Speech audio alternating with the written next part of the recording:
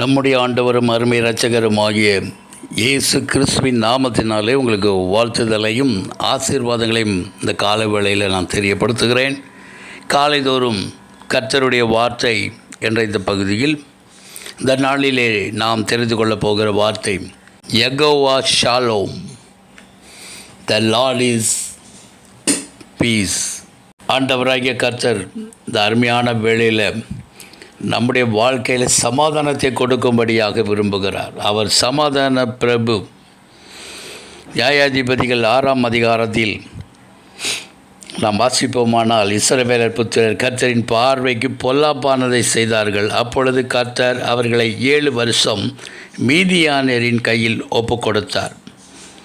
இந்த சூழ்நிலையில் ஆண்டவராய் கர்த்தர் அவர்கள் மேலே இரக்கம் வைத்து தேவனாய கர்த்தர் அவர்களுக்கு ஒரு ஆறுதலை கொடுக்கும்படியாக, விடுதலை கொடுக்கும்படியாக அந்த மீதியானியரின் கைக்கு நீங்களாக்கி ரட்சிக்கும்படியாக தேவனாய் கர்த்தர் கிதியோனை தெரிந்து கொள்கிறார். அங்கே கிதியோன், ஆண்டவரே நீர் எங்களோடு இருப்பீரானால் எங்களுக்கு ஏன் இப்படிப்பட்ட பிரச்சனைகள் வருகிறது என்று சொன்னபோது அங்கே நியாயாதிபதிகள் 6ஆம் அதிகாரம் 22-23 பார்க்கும்போது, அவரே நான் கர்த்தருடைய தூதனை முகமுகமாய் கண்டேனே என்றான்.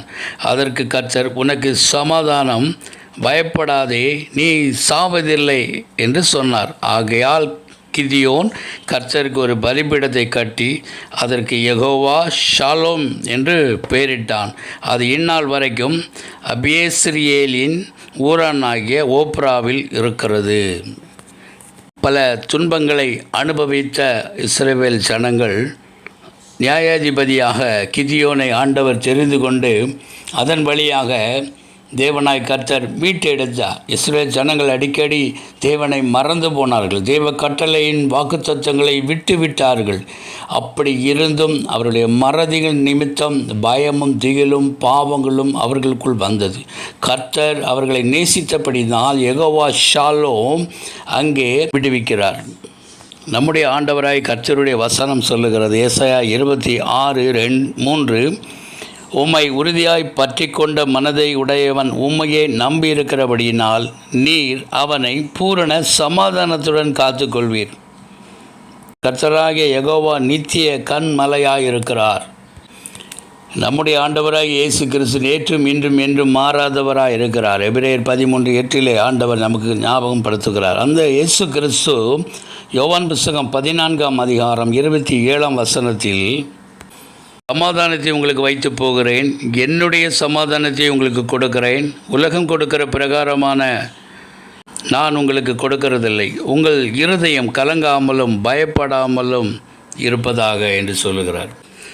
நம்முடைய ஆண்டவராகிய கர்த்தர் சமாதானத்தை இழந்து தவிக்கிற, சோதிக்கப்படுகிற ஒவ்வொருவருக்கும் உதவி செய்ய வல்லமுள்ளவராக இருக்கிறார். அவர்தாமே சோதிக்கப்பட்டு பாடுபட்டதினாலே சோதிக்கப்படுகிறவர்களுக்கு உதவி செய்ய வல்லமையுள்ளவராக இருக்கிறார். நமக்கு சமாதானத்தை உண்டு பண்ணுகிற ஆக்கினை அவர் மேலே வந்தது. நம்முடைய கர்த்தராகிய இயேசு கிறிஸ்துடைய பேரே சமாதான பிரபு. இன்றைக்கு சமாதானத்தை இழந்து தவிக்கிற யாராக இருந்தாலும் சரி, சகோதரனே சகோதரி, இதை கேட்டுக்கொண்டிருக்க யாவருக்கும் சமாதானம் எனக்கு வேண்டும். நான் என்ன செய்ய வேண்டியது?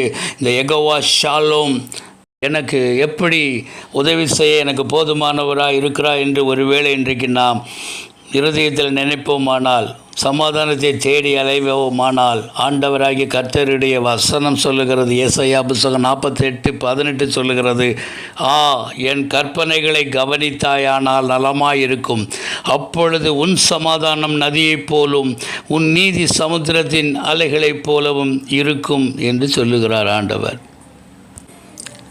இயேசு கிறிஸ்துடைய மரணம் நமக்கும் தேவனுக்கும் இருந்த இடைவெளியை நீக்கி சமாதானத்தை கொடுக்கும்படியாக எபேசியர் 2:14 சொல்லுகிறது. எப்படி எனில், அவரே நம்முடைய சமாதான காரணராகி இரு திறத்தாரையும் ஒன்றாக்கி பகையாக நின்ற பிரிவினையாகி நடுச்சுவரை தகர்த்து சட்ட திட்டங்களாகிய நியாயப்பிரமாணத்தை தம்முடைய மாம்சத்தில் ஒழித்து இரு திறத்தாரையும் தமக்குள்ளாக ஒரே புதிய மனுஷனாக சிருஷ்டித்து இப்படி சமாதானம் பண்ணி என்று இருக்கிறது.